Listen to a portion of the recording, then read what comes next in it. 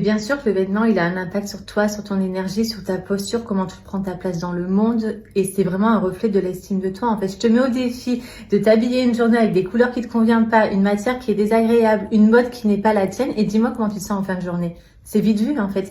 Je me rappelle d'un coaching, en fait, où j'avais une jeune femme qui était venue vers moi, justement pour se libérer de ses blocages et rayonner pleinement qui elle était. Et on était dans une session où on travaillait les ombres, en fait.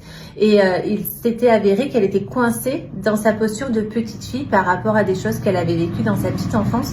Donc, on libérait beaucoup de mémoire par rapport à ça. Sauf que moi, il n'y a pas de blabla, en fait. Je veux du concret. Donc, c'est-à-dire qu'après chaque session, je pousse à l'action, en fait, pour qu'on coupe les habitudes directes et qu'on acte dans la matière par des faits concrets le changement, en fait. Donc, je lui avais demandé de vider toute sa garde-robe de tous les vêtements qui n'honoraient pas sa valeur. Donc, c'est-à-dire tout ce qui était abîmé ou taché et surtout qui la maintenait dans une posture de petite fille, en fait. Donc, les petits chemisiers qui n'étaient plus elle, finalement.